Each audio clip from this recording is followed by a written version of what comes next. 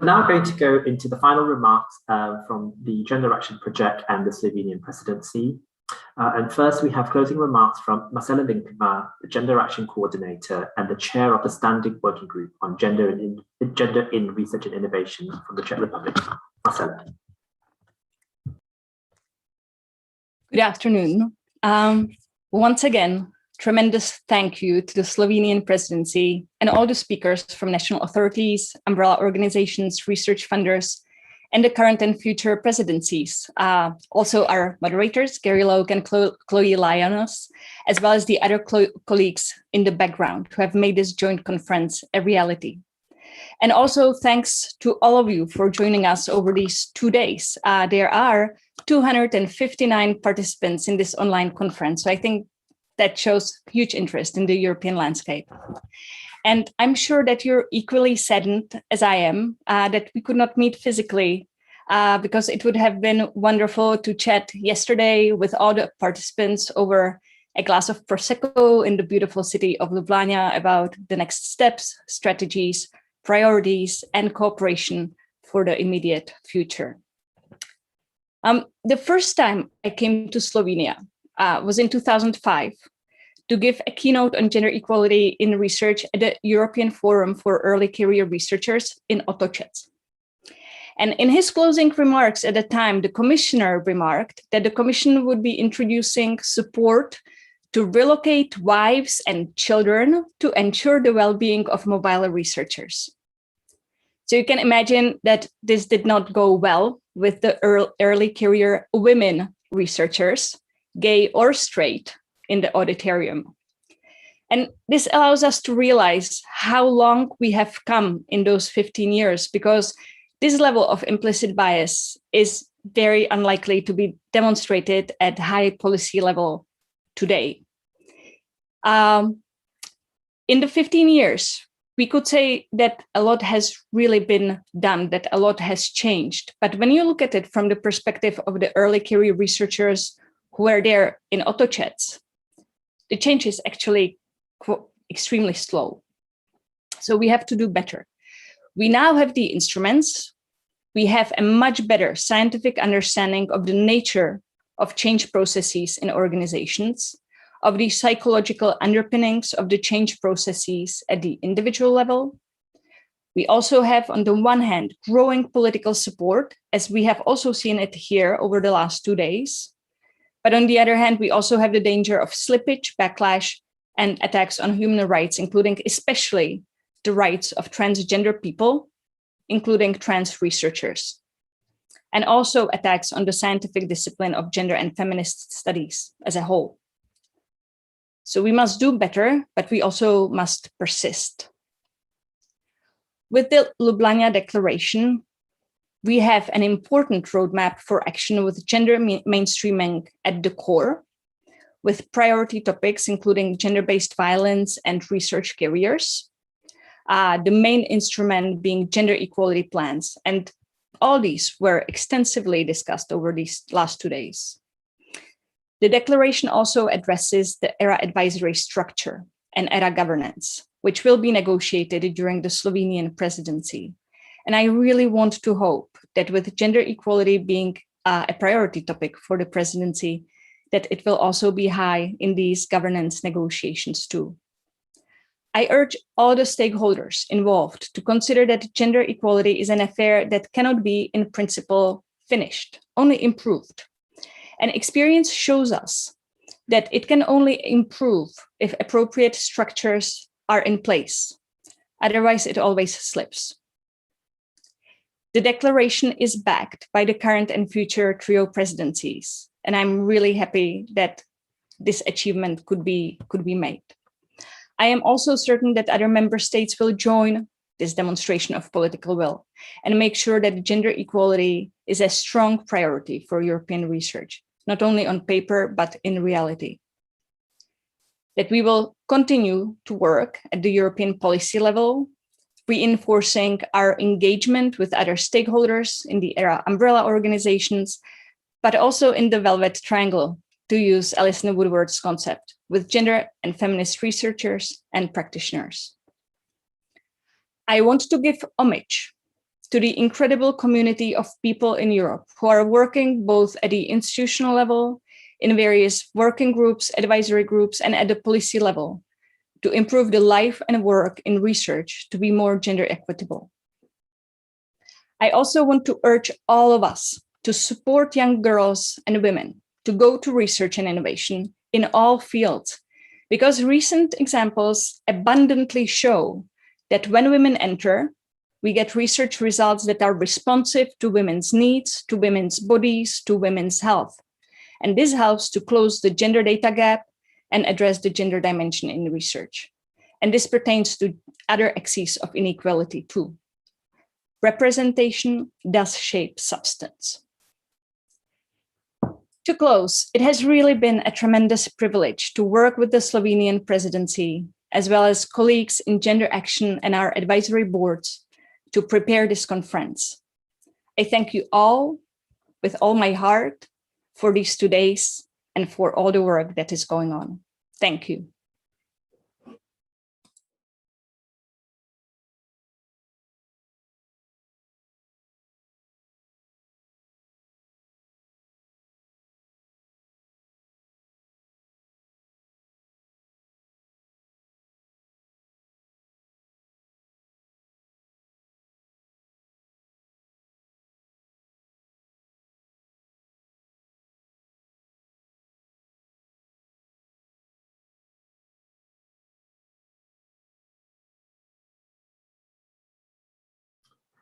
Thank you, Marcela, for your closing remarks and the reminder that although we have changed, change has been slow and gender equality is never finished, and we're always on that journey. And that reminder to think about how we continue the journey and make sure that we continue to think about gender equality on this journey and think about the declaration and the work that the Slovenian Presidency has done. On that note, we will hear some final remarks from Tomaž, Director General of the Science Directorate of the Ministry of Education, Science and Sport of Slovenia, on behalf of the Slovenian Presidency. Tomaž. Thank you very much, Gary, for a word. Actually, dear participants, it's my great pleasure and honor actually to be the last speaker in the first event of the Slovenian Presidency. Actually, it's a great challenge what to say new about 2 days of such a great discussions and so many new and fruitful ideas and debates. Maybe I would like to start with one remark that quite a number of issues we have opened today and yesterday were also included as a part of Slovenian Presidency activities during our first presidency. And actually, it's very, very nice and very, very encouraging to see that actually things and processes are going on and that we are doing better and better in these topics. Nevertheless, there is a quite lot and a number of things to do also in the future.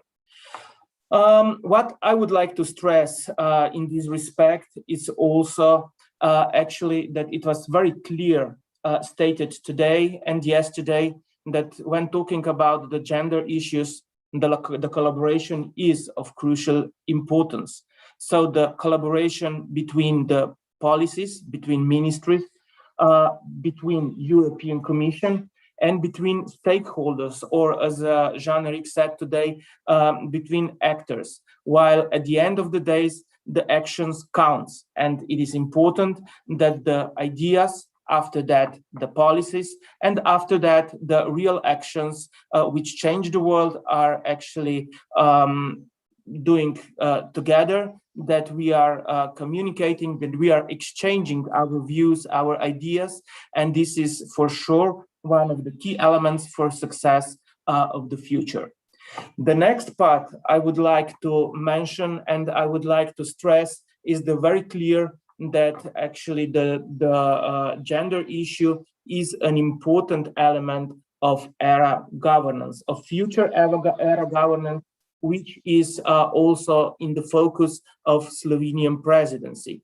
We all agree that the questions of gender equality, the gender issues are long-term work, which actually has to pass from one presidency to another. And I believe, and it was very clear from today's and yesterday's discussions, that this is the case in our presidencies. So Portuguese colleagues, Slovenian presidency, also 3 next presidencies. And I also believe that actually in the 3rd Slovenian presidency, somewhere in the future, we'll have quite a number of things to discuss and see how they were realized in the years that will come. Actually, I would like to mention declaration as well. It is one of the very first outputs of Slovenian presidency. It is important as a document, but it is important also how it is prepared, how it was and it will be prepared. Actually, it is a work of quite a number of people, of 2 presidencies, of a number of stakeholders, and I also believe you will participate in its final creation as well. It was very clear from discussions today and yesterday as well that actually we more or less all support the focuses of the declaration. Of course, there are differences in way of its implementation, but nevertheless, I believe it is important that we all share the common values, the common principles, which are very clearly defined in the draft presidency, the draft declaration presented earlier. Actually, for the end of the event, I would like to mention, and I would like to thank all the participants. First in line, I would like to thank the Commissioner, Maria Gabriel, and also the Minister for Education, Science and Sport of the Republic of Slovenia, Simona Kustec, for their encouraging and inspiring speeches at the beginning of the event yesterday. The next, I would like to thank all the panelists who actually contribute to the substance of the debates.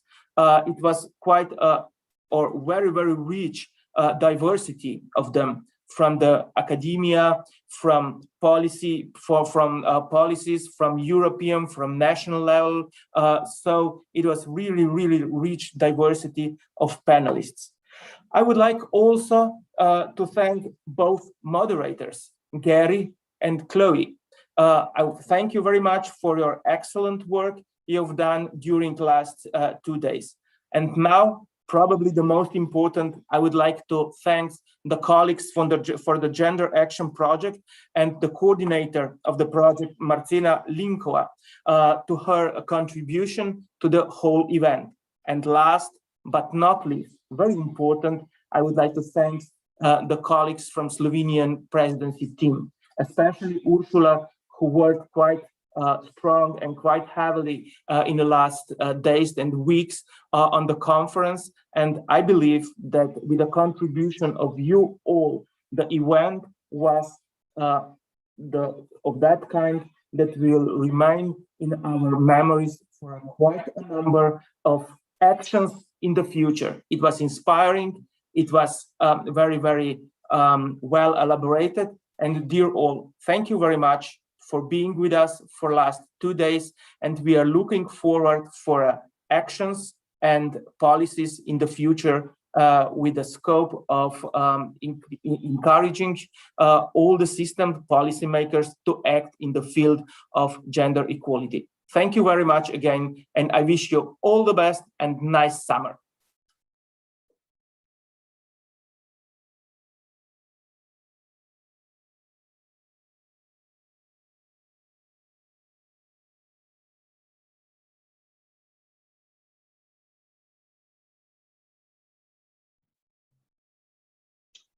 Thank you, Tomaž and Marcela, for closing that off. And thank you for the kind words as well. It's been an absolute pleasure moderating these 2 days and being part of the stimulating discussion. I just want to echo my thanks and say thank you to both Gender Action and the Slovenian Presidency of the Council of the EU for organising this event. And also thank you to the audience for participating. Today's Pact Agenda included the highlight presentation of the draft Ljubljana Declaration, aspiring to achieve broad consensus across Europe on the importance of gender mainstreaming in research and innovation. Having heard from the trio presidencies and the Commission, we can see there are strong foundations to progress this declaration, supporting all the excellent work that we heard about the research funding from the research or funding organisations and other stakeholders and actors, as Jean-Louis said. It's been a pleasure co-moderating this dynamic event. Thank you to all the speakers and the audience, and of course, the co-hosts. And thank you to Gary. Gary, any final remarks? No, thank you, Corinne, and echoing my thanks. It's been a real privilege to moderate, to listen, to learn, to be part of this discussion. And as we emerge from this pandemic, as Marcela said, it would have been lovely to be in Ljubljana, but as we emerge from this pandemic, let's learn to, I guess, build back better and think about, thinking about gender equality as we go into whatever the new normal is. Have a good weekend, everybody, when it arrives, and thank you for participating and being part of this conference.